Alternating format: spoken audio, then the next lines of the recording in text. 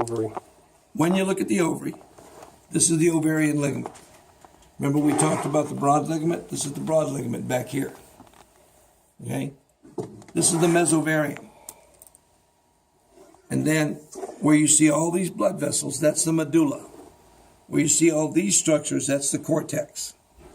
Then we look at the layers. See the one with the blue dots going all the way around? That's the germinal epithelium.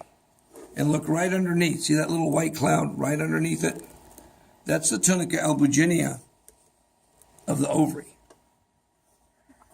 Got it? Now, let's look at the structures.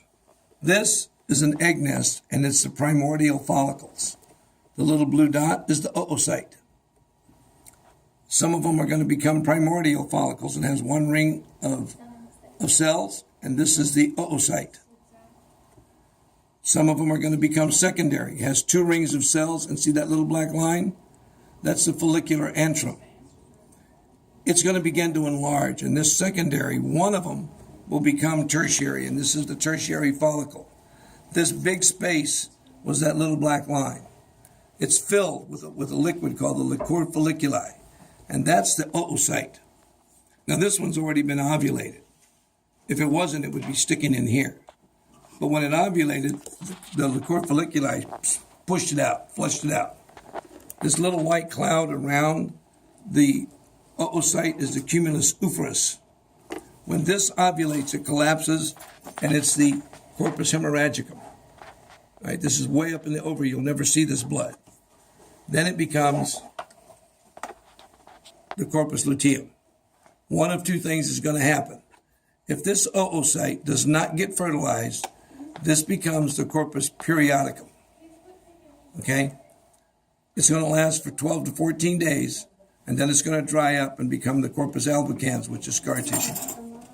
If it does get fertilized, it becomes the corpus gravidicum, and it's going to maintain the pregnancy until the placenta takes over. And it's still going to be there, putting out a little bit of progesterone, and it stays until the baby's born, because it's going to do some important things. It's going to make progesterone, but it makes relaxin to relax the sacroiliac joint and things like that for delivery. Okay? Once it's done, whether it was the periodicum and it became scar tissue, corpus albicans, after the 10 to 12 days, or whether at the end of the pregnancy, but it's going to become scar tissue. This is an atretic follicle. Look at the difference between those oocytes and that one. It's all dried up. This is atretic. At any stage, here, or here, it can become an atretic follicle. What makes it dry up? We don't know. But we do know that it's not just one egg. Several of these will become primary. Several of the primary will become secondary. But only one of them will become tertiary. Okay?